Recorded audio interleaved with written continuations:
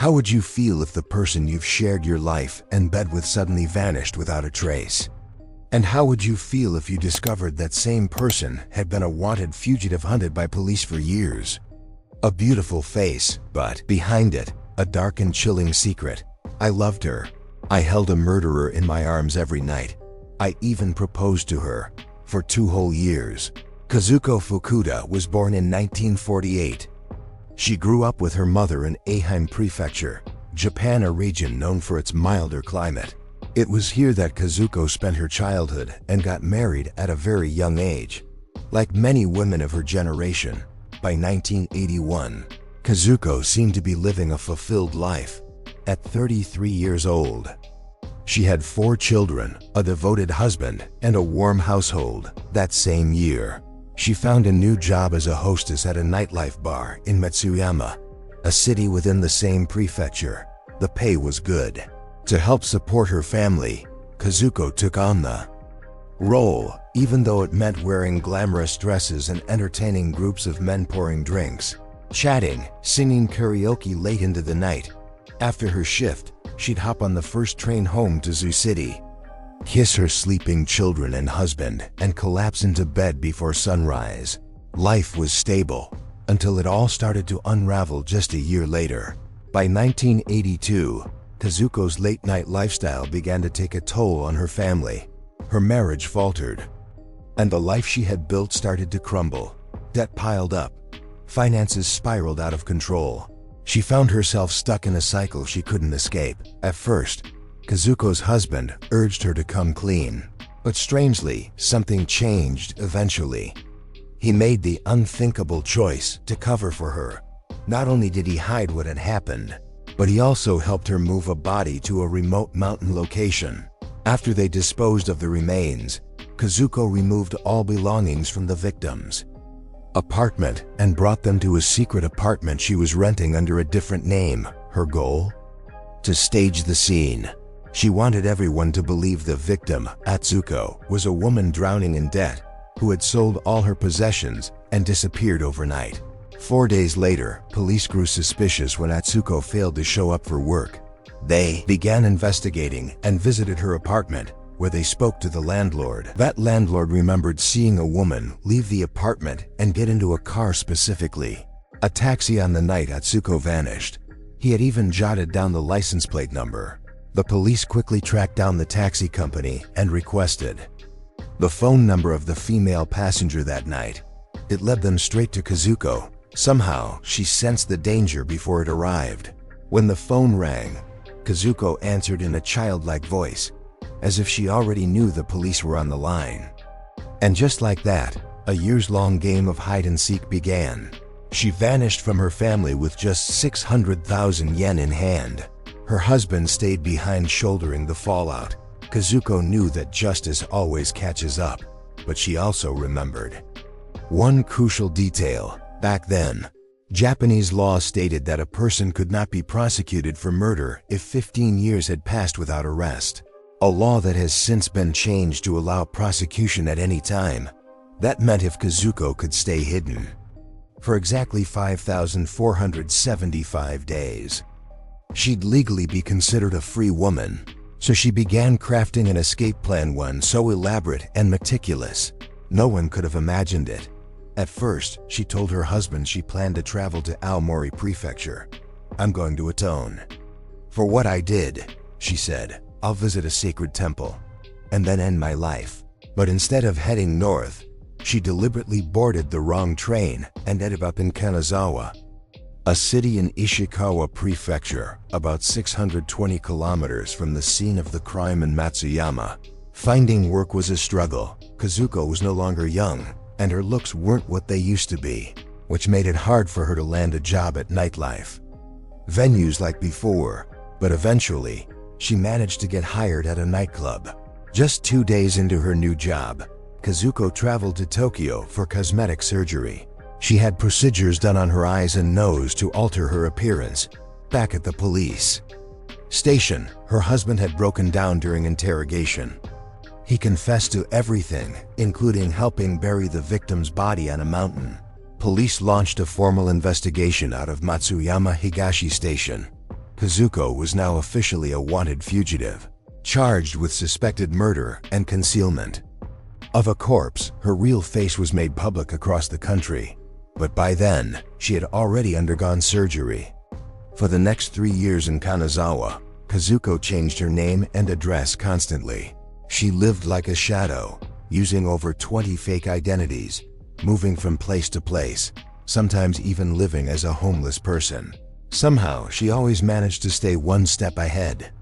Her ever-changing appearance made it nearly impossible for police or the public to identify her. Despite nationwide alerts, that's how the Japanese media gave her the nickname, the Woman with 7 Faces. Kazuko wasn't just elusive, she was cunning. She knew how to throw police off her trail with clever tricks. Once, she traveled to Osaka just to make a phone call to her family, knowing the line would be monitored. Meanwhile, her real location was somewhere completely different. Eventually, Kazuko met and fell for a man who had once been a customer at her bar.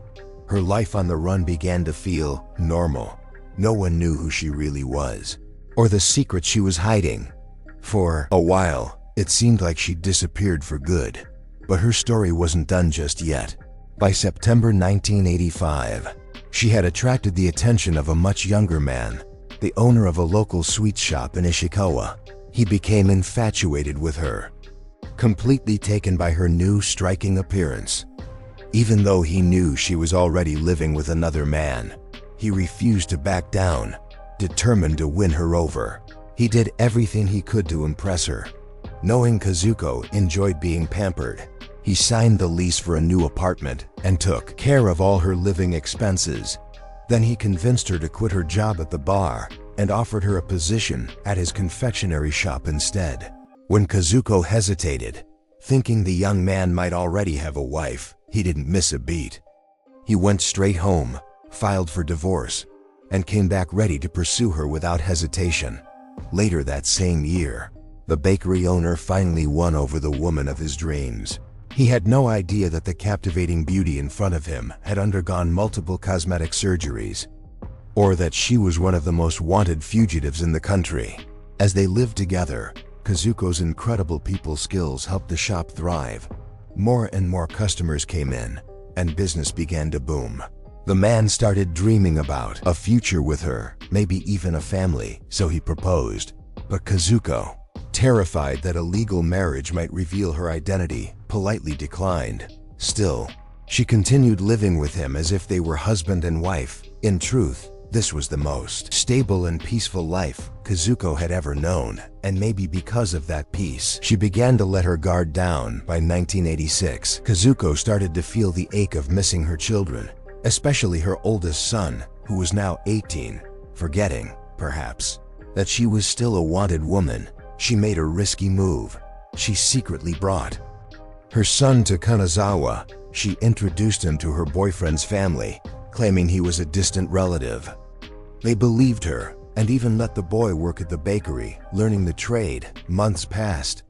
Then, one day in 1987, while walking down the street, the bakery owner saw something that stopped him cold: a wanted poster.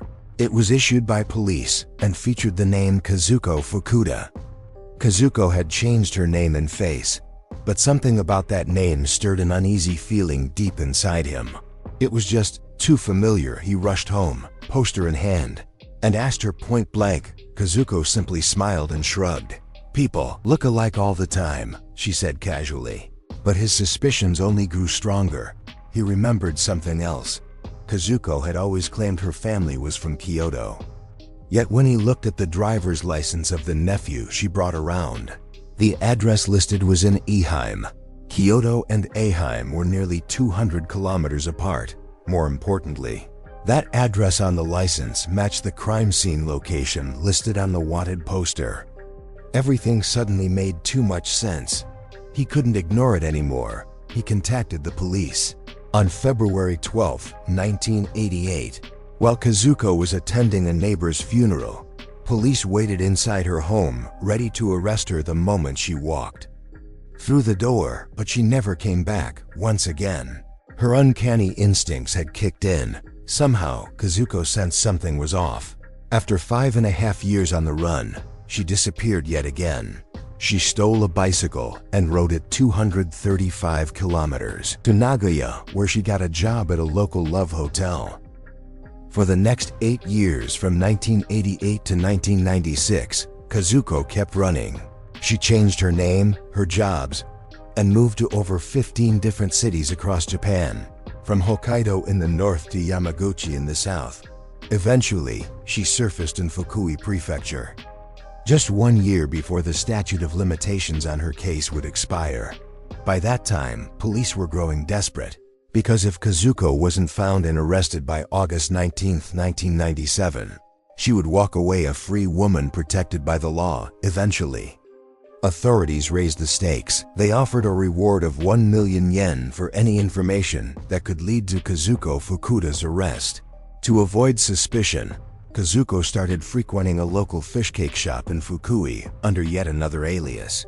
She wanted to appear as ordinary as possible. At the shop, she made herself known as cheerful, funny, and always up for a laugh.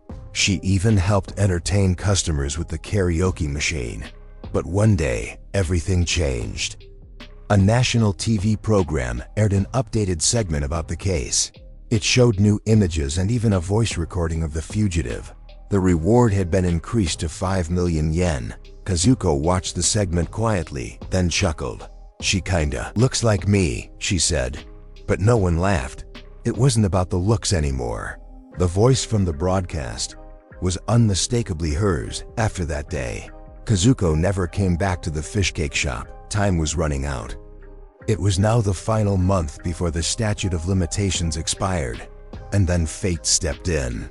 On July 28, 1997, a regular customer at the fish cake shop heard the wanted woman's voice on TV and instantly recognized it as Kazuko's. He called the police right away. Not only did the voice match, he noted that her face still bore a resemblance to the wanted photos. Police responded immediately. They went to the shop and quietly asked the owner to collect Kazuko's fingerprints. A few days later, Kazuko returned. The shop owner handed her a beer and a glass, and after Kazuko went to the restroom, she carefully saved the glass. But Kazuko could feel the change in atmosphere. She looked around suspiciously, then suddenly burst out, "You all think I'm hiding something, don't you?" For the first time ever, she slipped and used a Kansai dialect, a major red flag. Since she'd always avoided that before, the shop owner tried to stay calm and gently walked her out.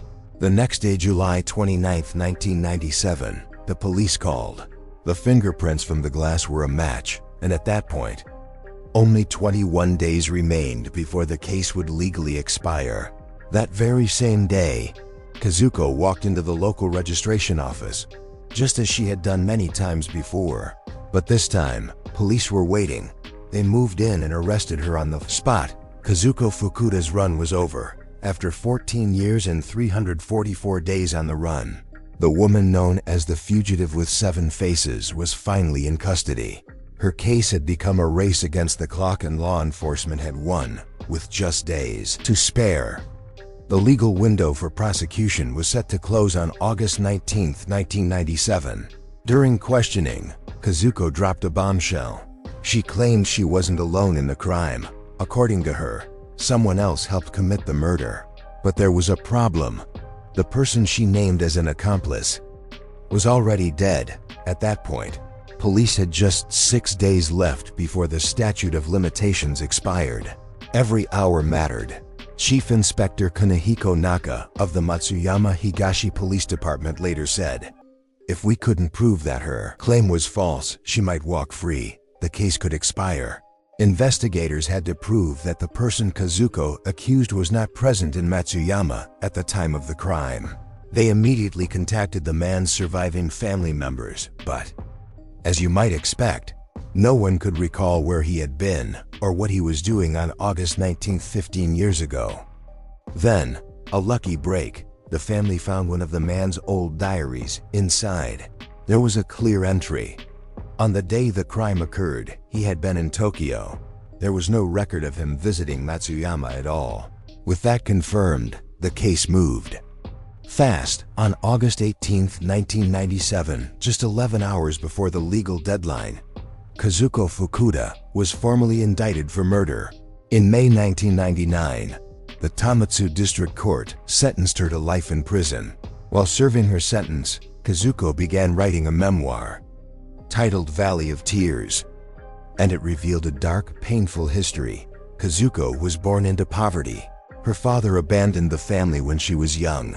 Her mother worked in a brothel located in the very apartment they lived in. In post-war Japan, these brothels were often places where women entertained military men, similar to the comfort stations from wartime. As she grew older, Kazuko attended high school and even fell in love. But her boyfriend died in a traffic accident that shattered her. She came to believe she was the tragic heroine of a real-life drama. From there, she spiraled. In 1966, at just 18 years old, Kazuko committed her first crime, stealing from the home of the director of Japan's National Tax Agency. She was arrested and served time in prison. That experience haunted her and became one of the reasons she was so determined never to go back. But the truth was even darker than most knew. In her memoir, Kazuko revealed that while imprisoned at Matsuyama prison, she had been the victim of abuse. She described a time when gangs bribed guards to drink, gamble, smoke, and worse. She was one of many women who suffered, and there was no one to help. This was the 1960s, and reports of abuse inside prisons were largely ignored.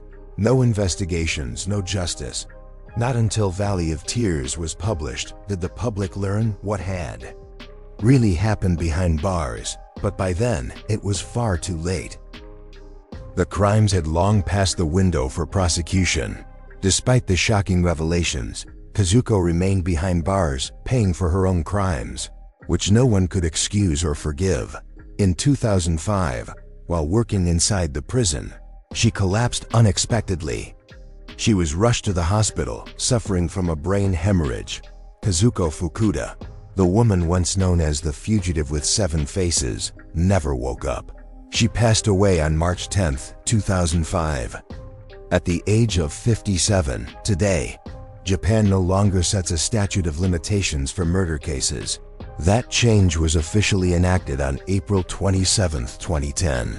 A long overdue reform to better protect society, to ensure justice for victims long buried, and to send a message that no matter what, taking a life is a crime that must never be forgotten. Today's video ends here. Thank you all for watching until the very end. See you in the next videos. Goodbye.